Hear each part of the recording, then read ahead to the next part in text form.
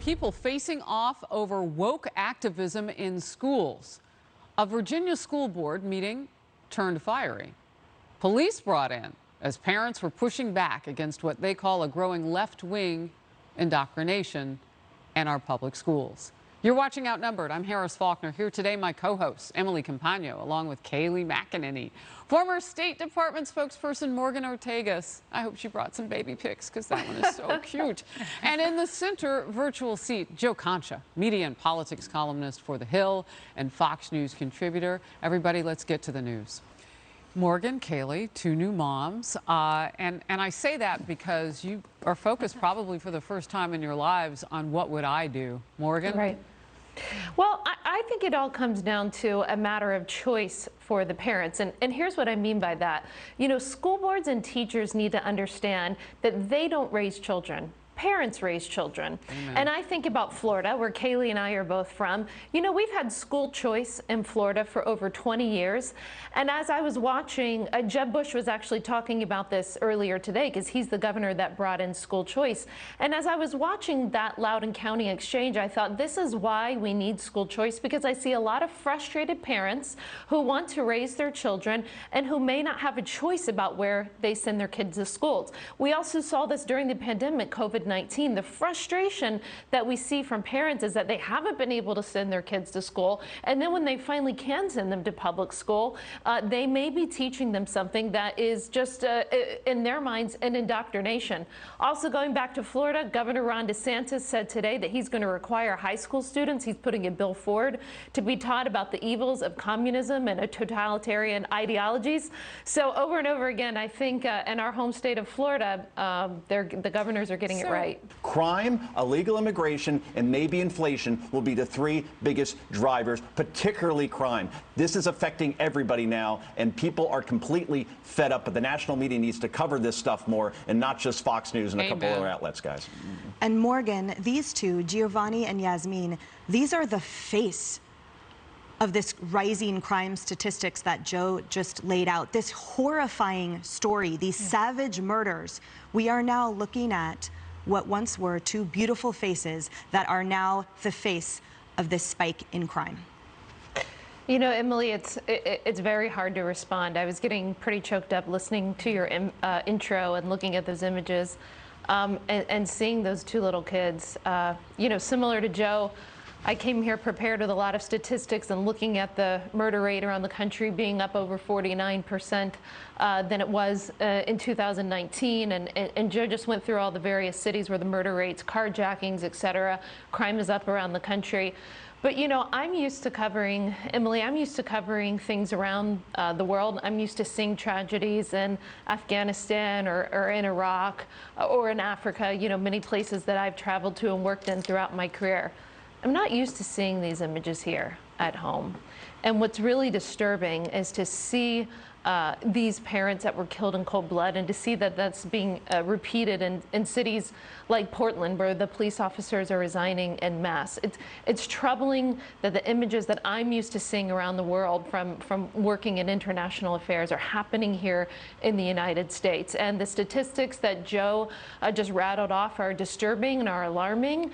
But these images, Emily, that you've shown at the beginning of this broadcast should resonate with all Americans, with all, you know, parents, non-parents, whomever you are. Something has to be done. I think there will be a political price to pay at the ballot. But what's more important to me is that this stops happening, and that people, average, everyday Americans, start using their voice to say no more. A contractor working at Fort Bliss said they just can't take it anymore. Many of these kids, of course, coming over at the hands of coyotes. Well, and I hope the vice president meets these children that are in these conditions, that are in these cages, and sees what's happening. I hope she's able to talk to the workers who are having to deal with these suicidal children. But Kaylee, I have bad news for everybody. It's only going to get worse. Enjoy your July 4th weekend. Here's why.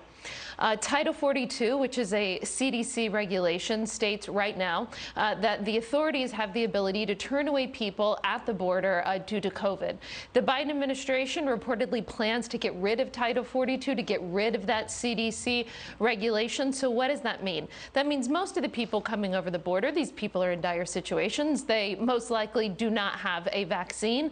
They are then put into a situation, into these cages, where they are, of course, not socially distanced. It's crowded. So you have a bunch of unvaccinated people in an area where there is COVID, where they are not social distance, so they're likely giving it to each other. And by the way, the Biden administration is now going to take the opportunity to rescind Title 42 and to rescind the ability to turn away people at the border based on COVID. When we have, by the way, all of these variants that many countries in the world are worrying about, including Israel, which is even talking about securing their borders again based off this variant. The political left appears to keep getting a free pass on comments that would get others in hot water.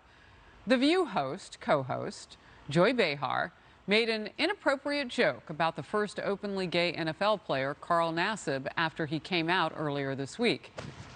Here she goes. Anna, after they said penetration in the end zone, they lost me. So, Sonny, is this a sign that this... Oh, I'm not supposed to be frozen now. Wow. Later in the program, Behar asked viewers to just ignore the joke.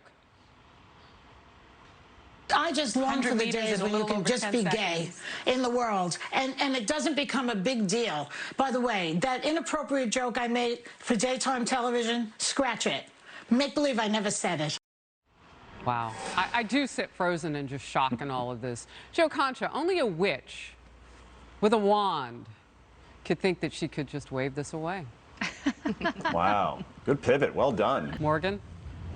Well, you know, this football player actually has a much bigger secret than the fact that he's gay. I don't know if you guys are aware of this, but according to Twitter, he's actually registered Republican. So we'll see how he is treated based off the fact that he's a Republican. Listen, what was most disturbing to me about this joke is the fact that Joy Behar is, I think, older than my grandma, and I just really, like, the thought of my grandma telling sex jokes just kind of creeps me out. Yeah. One nation under God, indivisible, with liberty and justice for all. I'd note that that's out of order. You just saw folks from one Colorado town defying their mayor after he banned the Pledge of Allegiance from Board of Trustees meetings last week. The mayor says the pledge has, quote, divided the community and has led to threats. Yeah, between this and Loudoun County, I wonder what's going on in local politics around the country lately. It's getting a little bit crazy. Listen, back to the Congresswoman's tweet that you mentioned at the beginning of the segment, where she said perhaps this mayor, you know, should go to China. All joking aside, actually, he should talk to the people of Hong Kong. You know, when I was State Department spokesperson, that first summer is when we saw the protests in Hong Kong because freedom and democracy were being taken away. And one day I looked and we saw the people of Hong Kong holding American flags, waving American flags, because to them, that's what democracy meant. That's what freedom meant. So for this mayor, I've got a lot of visuals on the people of Hong Kong and many other places in the world where you aren't able to say the pledge, and maybe he'll think differently. I'm going to do a terrific show today, and I'm going to help people because I'm good enough, I'm smart enough, and doggone it, people like me. Hello, I'm Stuart Smalley. Doggone it, he says. Former Minnesota Senator Al Franken is back after resigning from the U.S. Senate. Fans of the Democrat may soon see that character revived. Franken saying that he's launching a comedy tour this September called, quote, the only former U.S. Senator currently on tour, tweeting, you'll laugh and leave hopefully, unless I'm in a bad mood. Oh. Morgan, will we find you at this tour? No, but the comedy tours aren't really my thing. I do think the headline is kind of funny, the name of the tour. So, you know, who knows, maybe he'll be funny. Listen, he was one of the first people to get canceled effectively during the Me Too movement. He had to resign, as he pointed out, no due process. There was, I believe it was a New Yorker magazine article that detailed everything that happened to him, which many people are saying, hey, maybe this was a little unfair. I just wonder if it was a Republican senator in his shoes, would that person get a New York Yorker profile piece saying, oh, how sad it is that he had to resign. Probably not. Thanks to everyone. Now here's America Reports.